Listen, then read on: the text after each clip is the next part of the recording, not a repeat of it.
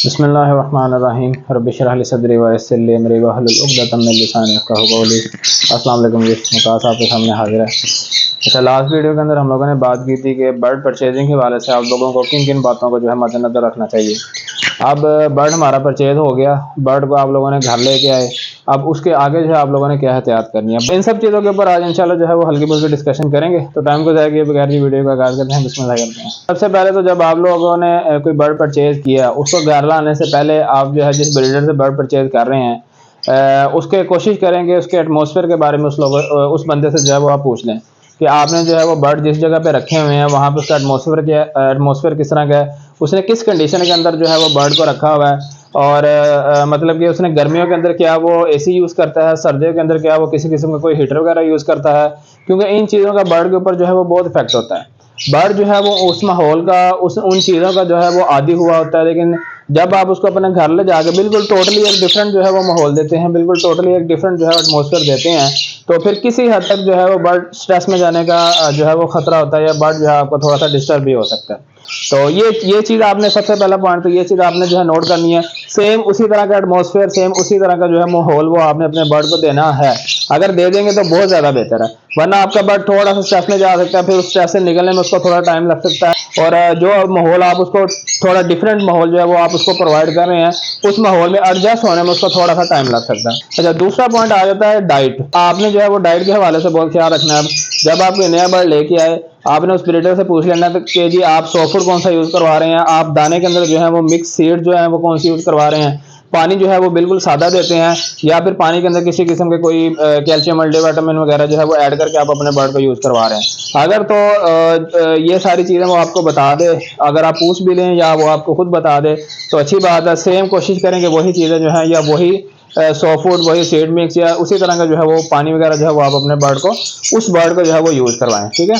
क्योंकि अगर आप उसकी डाइट में थोड़ी सी चेंजिंग कर देते हैं, वो बंदा जो है वो एक अच्छा हेल्दी सॉ फूड यूज़ करवा रहा है, आप जो है टोटली अपने बर्ड को सिर्फ दाने और पानी पर रखते हैं, तो आपका बर्ड जो है वो थोड़ा सा डिस्टर्ब हो सकता है। वही बात आ जाती है कि वो स्ट्रेस में भी चला जाएगा, वो अपना वेट जो है वो भी लूज कर सकता है, उसको सोकड़ा भी हो सकता है, वो एक्सपायर भी हो सकता है, ठीक है। क्योंकि उसको आदत होती है कि हेल्दी फूड खाने की, एक हेल्दी जो है वो डाइट में वो पला बढ़ा आता है, उसके जिस्म को उस चीज़ की आदत होती है। तो इसलिए जब आप डाइट थोड़ी चेंज करते हैं तो वो थोड़ा सा जो है वो तंग होता है वो बर्ड आपका। ये चीज़ जो है वो बिल्कुल जो है वो माइंड में आप लोगों ने रखनी है, वो बर्ड आपका तंग होता है। ज़ाहिर बात है कुछ लोग इस तरह से होते हैं, या कुछ न्यू फैंसियर खासतौर पे इस तरह से होते हैं कि वो एक प्रोफेशनल ब्रीडर जो सॉ फूड यूज़ करवाता है, वो महंगे महंगे कैल्शियम मल्टीविटामिन भी यूज़ करवाता है, महंगे महंगे जो है वो सॉ फूड के अंदर डिफरेंट किस्म के इंग्रेडिएंट्स जो है वो यूज़ करवाता है, वो काफ़ी एक्सपेंसिव होते हैं। तो एक न्यू फैंसर जिसने 2 4 5 6 जोड़े जो है वो रखे हुए हैं, वो ऐसे ब्रीडर से बर्ड परचेज तो कर लेता है, लेकिन उस तरह की डाइट जो है वो अपने बर्ड को नहीं दे पाता, ठीक है। और ना ही वो दे सकता है, एक तो उसका जेब इस चीज़ की इजाज़त नहीं देती, दूसरा जो है वो इतना एक्सपेंसिव जो है वो मेडिसिन यूज़ करवा भी नहीं सकता 2 4 बर्ड के लिए। तो उस सूरत में उसको क्या करना चाहिए? उस सूरत में हल यही है कि अगर वो कोई डिफरेंट किस्म का कोई सॉ फूड या डिफरेंट किस्म की कोई सीड मिक्स अपने बर्ड को यूज़ करवाता है, खासतौर पर सॉ फूड के ऊपर बात करते हैं, डिफरेंट किस्म का कोई सॉ फूड यूज़ करवाता है, तो वो थोड़ा थोड़ा करके जो है वो उस नए आने वाले बर्ड को जो है उसकी आदत डाले, ठीक है।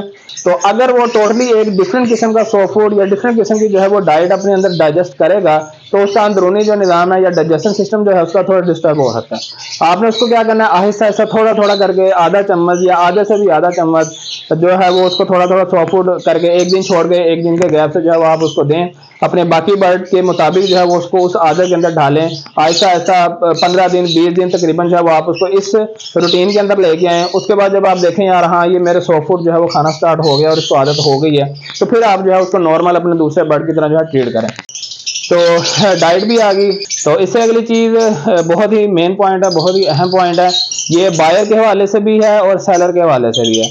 दोनों के लिए इस चीज़ को अपने माइंड में रखना बहुत ज़्यादा ज़रूरी है। तो अगर तो आप समझते हैं कि उस बंदे का शेड जो है वो बिल्कुल जो है वो कह लो कि हर किस्म के वायरस से जो है वो बिल्कुल पाक है, हर किस्म के वायरस से जो है वो बिल्कुल साफ है, किसी किस्म का कोई वायरस उसके शेड में नहीं है, ये फर्ज बनता है कि सेलर का भी, जो बर्ड सेल कर रहा है उसको भी इस चीज़ का ख्याल रखना चाहिए कि अगर कोई बंदा उससे बर्ड परचेज करने के लिए आ रहा है, वो खुद ही जो है उसको मना कर दे कि भाईजान मैं अपने शेड में या अपने बर्ड एरिया में आपको नहीं लेके जा सकता। वैसे तो ये बहुत कम है, कौन इतना जो है ईमानदार है, कौन ऐसी चीज़ें जो बताता है। जाहिर बात अगर वो बता देगा मेरे शहर में किसी किस्म का वो कोई वायरस है, तो जो बंदा बर्ड लेने आया है वो तो चुप करके वहां से चला जाएगा, वो तो बर्ड नहीं ना परचेज करेगा। इसलिए ये चीज़ें कोई नहीं बताता, लेकिन कोशिश किया करें, एहतियात इसी में ही है कि आप ऐसे शेड के अंदर ना जाएं या ऐसे बर्ड एरिया के अंदर ना जाएं जहाँ पे किसी किस्म का कोई वायरस हो, आंखों की कोई बीमारी हो या फिर दूसरा किसी किस्म का कोई वायरस हो। आज का जो है वो लोगों की ये शिकायत आती है कि वकार में हमारा जो है 10, 12, 15 दिन का बच्चा जो है वो एक्सपायर हो जाता है, बच्चे को फीड भी हुई होती है लेकिन एकदम बच्चा जो है एक्सपायर हो जाता है।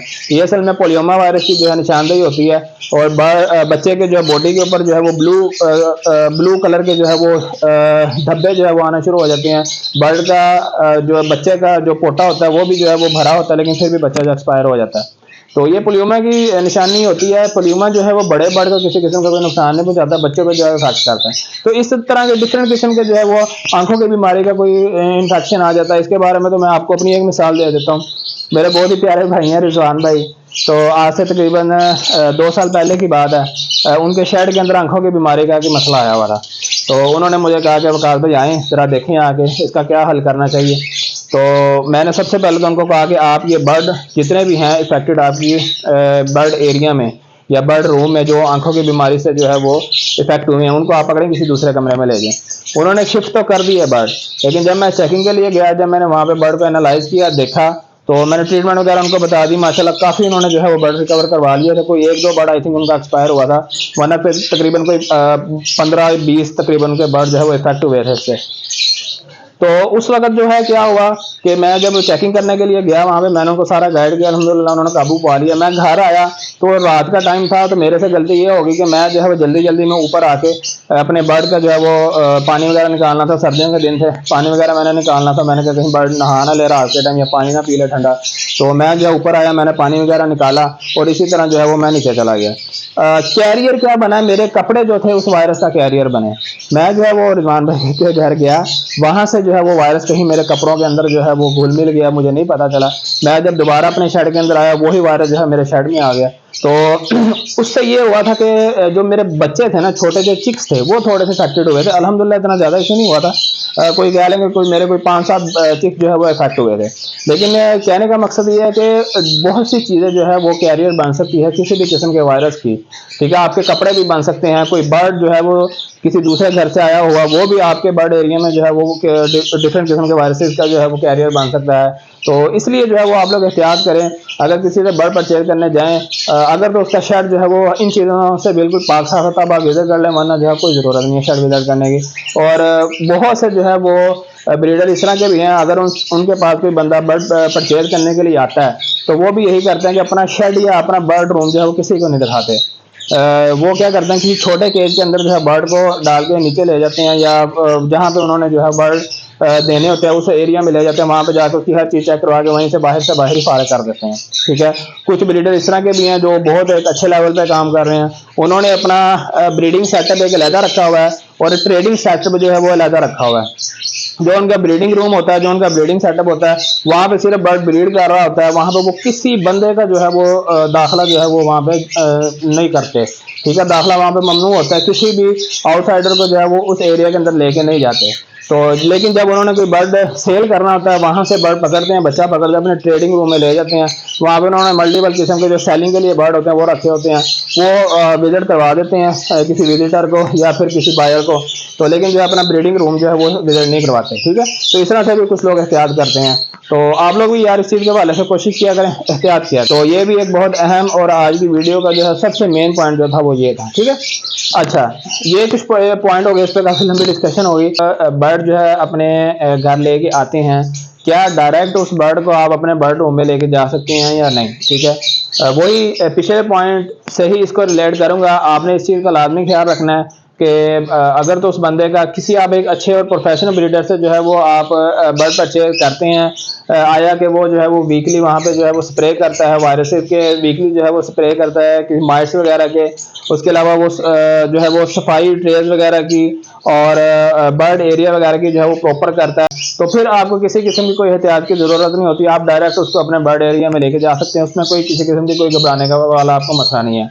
लेकिन अगर आप समझते हैं यार मैं फला बंदे से बर्ड लेके आया हूँ, उसका मुझे सफाई का जो है वो निज़ाम को इतना अच्छा नहीं लगा, उसकी ट्रेज भी काफ़ी गंदी थी, उसके बर्ड के बॉक्सेस भी काफ़ी गंदे थे, उसने बर्ड एरिया को भी कोई इतना खास जो है साफ सुथरा नहीं रखा हुआ था, वहाँ पे किसी किस्म का कोई वायरस भी हो सकता है, किसी किस्म के कोई माइट्स वगैरह का इशू भी आ सकता है बर्ड में।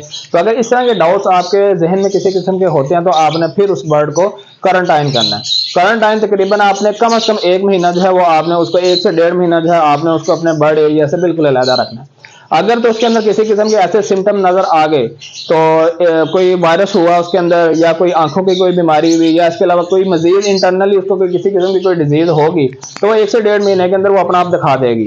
ठीक है, अगर 1 से 1.5 महीने के अंदर आपका बर्ड किसी किस्म का ऐसा कोई सिम्टम शो नहीं करवाता, वो बिल्कुल हेल्दी और एक्टिव रहता है, फिर आप उसको उठा के अपने बर्ड एरिया में ला सकते हैं, फिर ऐसा कोई इशू नहीं होता। ठीक है, तो ये यार कुछ पॉइंट थे, अभी मजीद जो है वो पॉइंट कुछ निकल सकते हैं जो आप लोगों को बताने वाले, लेकिन बेसिक जो कुछ पॉइंट थे, कोई 5-6 पॉइंट मैंने आप लोगों को बता दिए, क्योंकि वीडियो बहुत ज़्यादा लंबी हो रही है। तो बाकी इंशाल्लाह फिर कभी जो है इसके ऊपर बात करेंगे। तो आज के लिए फिलहाल इतना ही। वकात से दीजिए इजाज़त, अपना और अपने माँ बाप का बहुत ज़्यादा ख्याल रखिएगा जी, मुझे दुआ में लाजमी याद रखिएगा। अल्लाह हाफिज़।